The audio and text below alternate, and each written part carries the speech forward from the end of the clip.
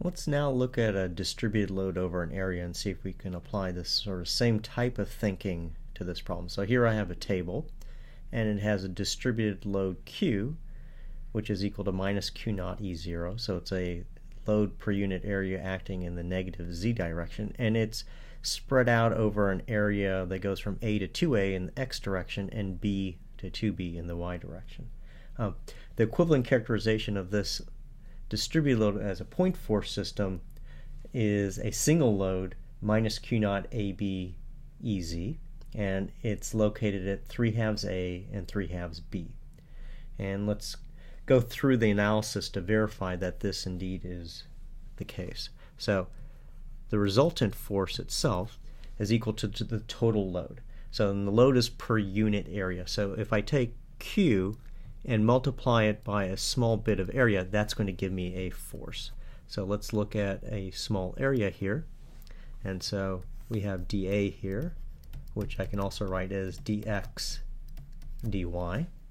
And if I multiply that area by Q, I'm going to actually get a little bit of force acting at this point. So that's going to give me Q dA.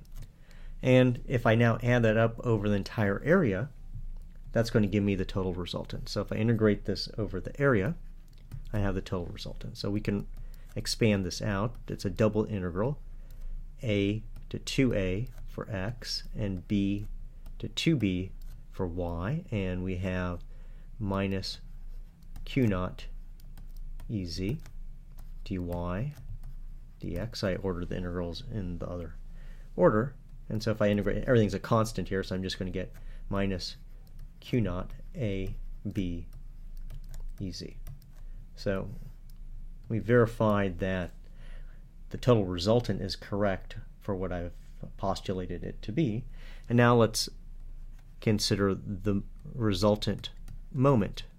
And let me go ahead and call the point XC for now.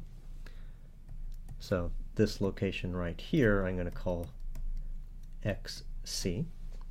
And let's go ahead and compute the resultant moment of my load about this point. So let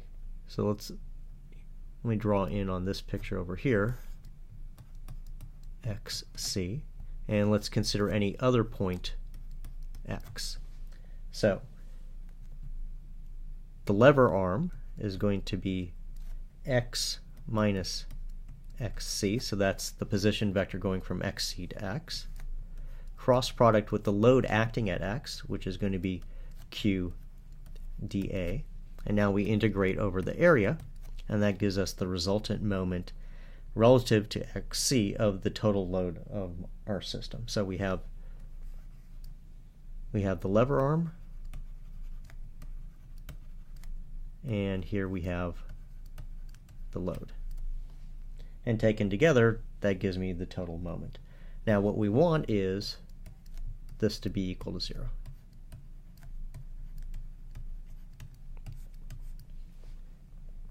And for the case of Q being a constant, it actually turns out that XC is going to be equal to the centroid of the area.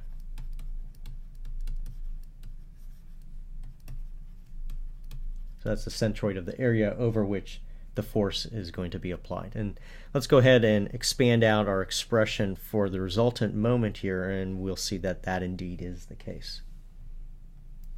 So let's continue here. So the resultant moment in XC, if I go ahead and expand that out, that's the integral over the area. And now we're going to have, let me expand EX plus Y EY, so that's my position vector, minus my reference point, so I'll call that XC EX plus YC EY. And then I'm going to take the cross product of that with minus Q naught EZ dA. So the Q naught's a constant, so I can pull that out front of the integral.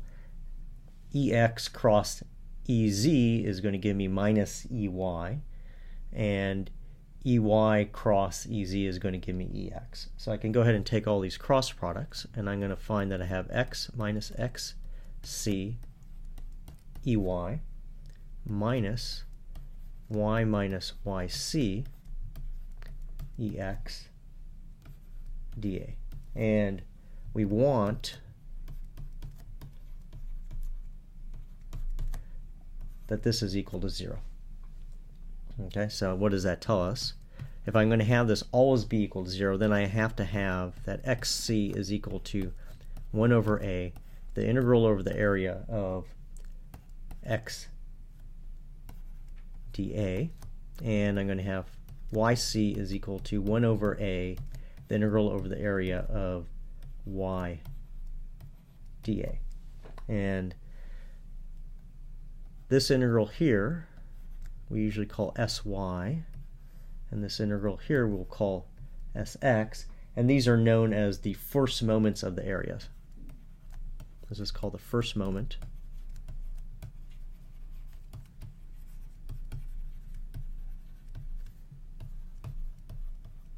about Y, and this guy here is known as the first moment about X.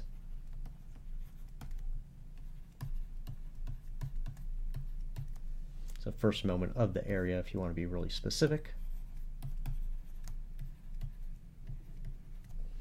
Okay, and these happen to be also the formulae for the centroid form of the area.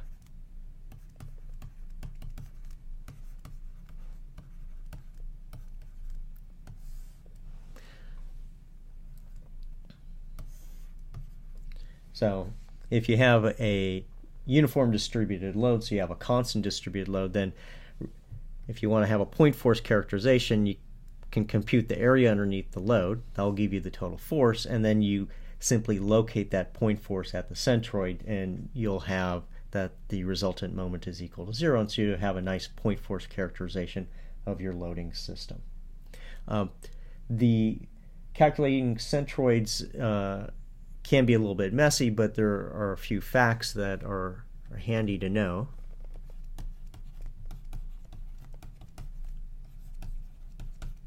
And probably the most important fact is that centroids always line up, or centroids are always appear on the lines of symmetry. And what do I mean by that? Suppose I have a rectangle. The rectangle has two lines of symmetry. There's one here. So that's a line of symmetry, and what that means is that if I look at a point at some distance from one side of the line of symmetry, there's another point of material at that exact same distance in the opposite direction. So that makes that a line of symmetry. There's a second line of symmetry, which is this horizontal line that goes right through the middle, and so right in the center is where the centroid is going to have to be. And the reason for that is the centroid always appears on a line of symmetry, so it has to appear on this line and this line, and the only point in the rectangle where that is a true statement is where the two lines cross each other. So let's look at another example here. Suppose I draw an equilateral triangle. This object also has lines of symmetry. So for instance, if I go from this apex to the middle of the opposite side, that's a line of symmetry. So I can reflect the body about that line of symmetry and it looks exactly the same. But there's another line of symmetry, actually there's another number here, but we only need two. There's one that goes vertically straight down, so it hits the mid side and goes through the apex.